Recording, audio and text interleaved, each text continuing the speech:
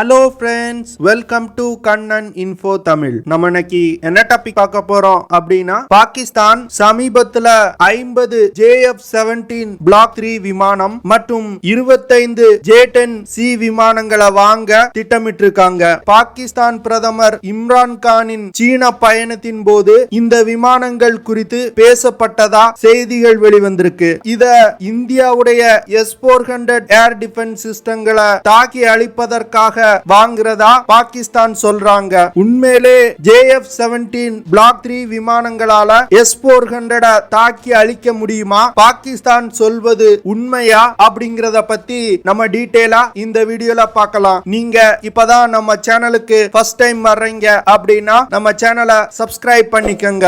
அப்படியே அந்த bell நோட்டிபிகேஷனை click பண்ணி ஆல்ங்கிற ஆப்ஷனை எனேபிள் பண்ணிக்கங்க. நவம்பர் 2021 இந்தியாவிற்கான S-400 ஏர் டிஃபென்ஸ் சிஸ்டத்தோட டெலிவரிய ரஷ்யா ஸ்டார்ட் பண்ணாங்க. ஏப்ரல் 2022க்குள்ள S-400 ஏர் டிஃபென்ஸ் சிஸ்டத்தோட முதல் யூனிட் வெற்றிகரமா கமிஷன் செய்யப்படும் அப்படின்னு இந்தியா சொல்லியிருக்காங்க. இந்தியாவுடைய முதல் S-400 ஏர் டிஃபென்ஸ் சிஸ்டத்தை பஞ்சாப் மாநிலத்தில் உள்ள ஏர்பேஸ்ல டிப்ளாய் செய்ய போறாங்க.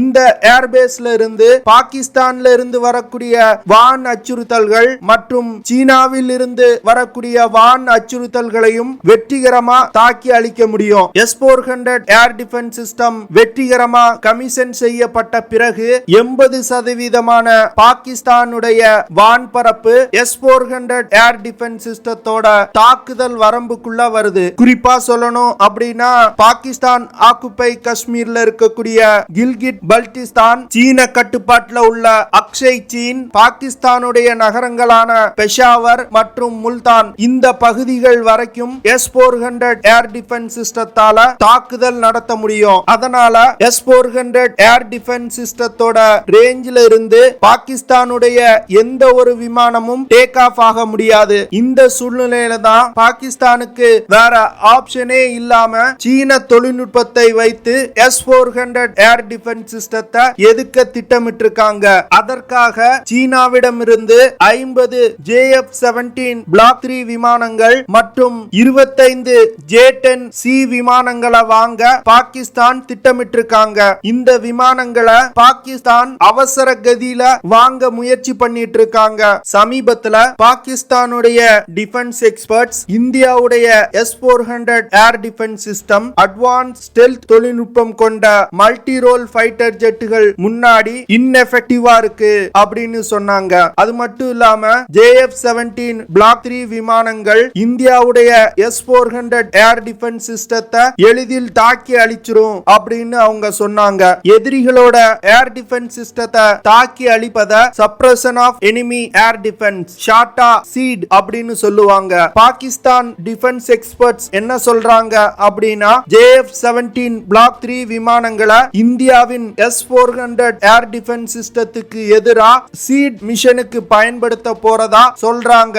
Suppression of enemy air defence mission ஒரு சாதாரண விஷயம் கிடையாது. இதற்கு அதிநவீன தொழில்நுட்பங்கள், மிசைல்கள் மற்றும் எலக்ட்ரானிக் கவுண்டர் மெஷர் சிஸ்டங்கள் தேவை. பாகிஸ்தான் டிஃபென்ஸ் எக்ஸ்பர்ட் சொல்ற மாதிரி JF-17 Block 3 விமானத்துல S-400 ஏர் டிஃபென்ஸ் சிஸ்டங்களை தாக்கி அழிக்கக்கூடிய தொழில்நுட்பம் இருக்கா அப்படிங்கறத பார்க்கலாம். பாகிஸ்தான் S-400 ஏர் டிஃபென்ஸ் சிஸ்டத்தை எதிர்ப்பதற்கு JF-17 Block 3 விமானங்களை தேர்ந்தெடுத்ததற்கு சொல்லக்கூடிய காரணம், JF-17 Block 3 விமானம் ஒரு 4.5 ஜெனரேஷன் விமானம். JF-17 Block 3 விமானம் 45% காம்போசிட் மெட்டீரியல்களால் தயாரிக்கப்பட்டிருக்கு. அதனால இந்த விமானத்தோட ஸ்டெல்த் கேப்பபிலிட்டி அதிகமா இருக்கு. அதனால JF-17 விமானங்களால ஏர் டிஃபென்ஸ் சிஸ்டங்களை மீறி எதிரிகளோட எல்லைக்குள் சென்று முக்கியமான இடங்கள் மீது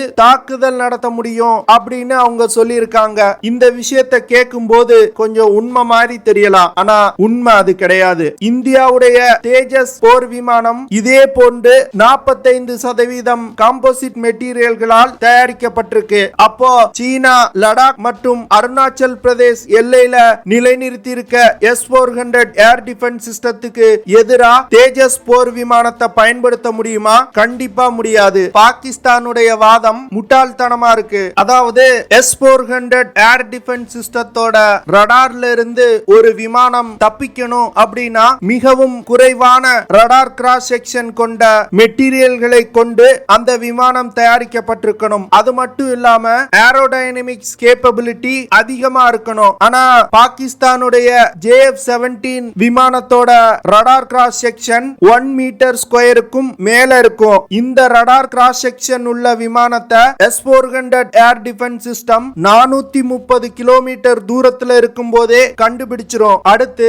பாகிஸ்தானுடைய JF-17 பிளாக் 3 விமானத்துல ரஷ்ய தயாரிப்பு RD-33 இன்ஜின் பயன்படுத்தப்பட்டு வருது. இதே இன்ஜினை தான் இந்தியாவுடைய MiG-29 விமானமும் பயன்படுத்துது. இந்த இன்ஜின்ல பல கோளாறுகள் இருக்கு அப்படின்னு இந்தியா சொல்லியிருக்காங்க. குறிப்பா சொல்லணும் அப்படின்னா விமானம் பறந்து கொண்டிருக்கும் பொழுதே இந்த இன்ஜின் டர்ன் ஆஃப் ஆயிரும். இது போன்ற மேஜர் ப்ராப்ளம் உள்ள இன்ஜினை தான் JF-17 பிளாக் 3 விமானத்துல பயன்படுத்தி வர்றாங்க.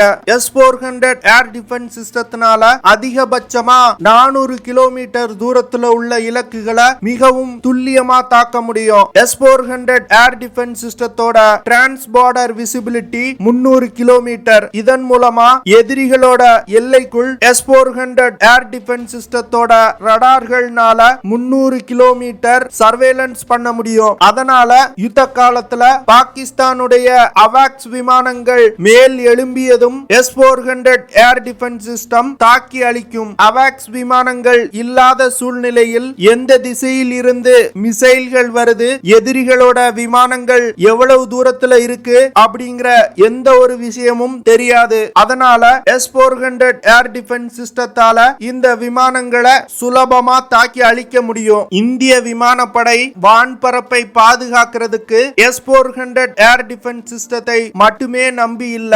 இந்தியாவிடம் ஒரு multi layer air defence system இருக்கு. அது மட்டும் இல்லாம இந்தியாவுடைய ரஃபேல் போர் விமானங்கள் எல்லையில நிலைநிறுத்தப்பட்டிருக்கு. இந்த விமானங்கள்ல அதி தொழில்நுட்பம் கொண்ட AESA ரடார் பொருத்தப்பட்டிருக்கு. இந்திய எல்லைக்குள் பாகிஸ்தான் விமானங்கள் நுழைந்ததுமே ரஃபேல் போர் விமானங்களை கொண்டு ஸ்கிராம்பிள் செய்ய முடியும். அடுத்து ரஃபேல் போர் விமானத்துல 140 முதல் 160 கிலோமீட்டர் தாக்குதல் வரம்பு கொண்ட ஒரு beyond visual range air to air missile இருக்கு. இந்த மிசைல்கள் மூலமா JF-17 விமானங்களை 160 கிலோமீட்டர் தூரத்தில் இருக்கும் பொழுதே தாக்கி அழிக்க முடியும். இந்தியாவுடைய மல்டி லேயர் ஏர் டிஃபென்ஸ் சிஸ்டத்துல 160 கிலோமீட்டர் தாக்குதல் வரம்பு கொண்ட medium range surface to air missile, 60 kilometre range கொண்ட Akash surface to air missile, 35 kilometre தாக்குதல் வரம்பு கொண்ட பிச்சோரா மிசைல் போன்ற பலவிதமான மிசைல்களை இந்திய விமானப்படை எல்லையில நிலைநிறுத்தி இருக்காங்க.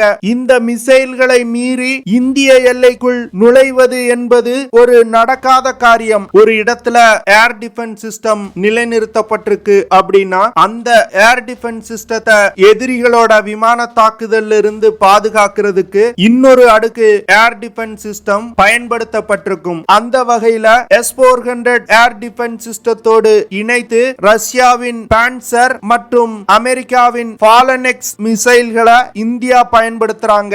இந்த மிசைல்களால் எதிரி விமானங்களால் S-400 ஏர் டிஃபென்ஸ் சிஸ்டத்தை நோக்கி ஏவக்கூடிய ஸ்டாண்ட் அலோன் மிசைல்களை தடுத்து நிறுத்த முடியும். S-400 ஏர் டிஃபென்ஸ் சிஸ்டத்தை ஒரு இடத்துல இருந்து இன்னொரு இடத்துக்கு எளிதா மாத்த முடியும். அதனால இந்த சிஸ்டங்கள் நிலையா ஒரே இடத்துல இருக்காது. இதன் மூலமா S-400 ஏர் டிஃபென்ஸ் சிஸ்டம் எந்த இடத்துல இருக்கு அப்படிங்கறத கண்டுபிடிப்பது கடினம். பாகிஸ்தான் JF-17 பிளாக் 3 விமானம் ஒரு அதிநவீன விமானம் அப்படின்னு சொல்றாங்க.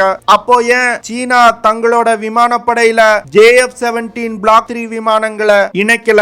இதுல இருந்தே தெரியுது சீனா பாகிஸ்தானுக்கு ஒரு இரண்டாம் தர விமானத்தை தான் கொடுத்திருக்காங்க. பாகிஸ்தான் என்னதான் பப்ளிக்கா JF-17 விமானங்கள் மிகவும் சிறந்தது, ஆற்றல் மிக்கது அப்படின்னு சொன்னாலும் அவங்களுக்கு நன்றாகவே தெரியும் JF-17 விமானம் ஒரு தரம் குறைந்த விமானம் அப்படின்னு.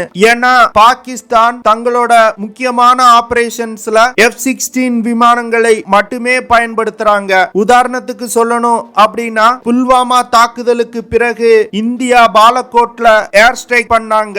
அடுத்த நாள் இந்தியா மீது பாகிஸ்தான் F-16 விமானங்களை பயன்படுத்தி தாக்குதல் நடத்த முயன்றாங்க. ஆனா அது தோல்வியில முடிவடைஞ்சது. அந்த ஆபரேஷன்ல பாகிஸ்தானுடைய JF-17 விமானங்கள் பயன்படுத்தப்படல.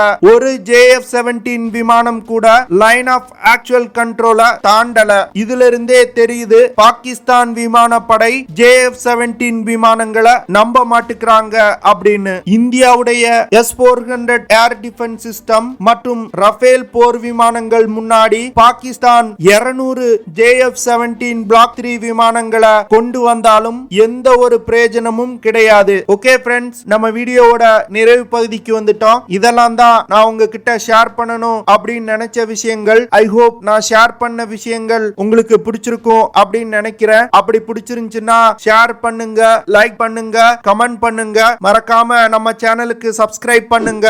அப்படியே அந்த பெல் நோட்டிபிகேஷனை கிளிக் பண்ணி ஆல்ங்கிற ஆப்ஷனை எனேபிள் பண்ணிக்கங்க. See you in the next video. Jai Hind.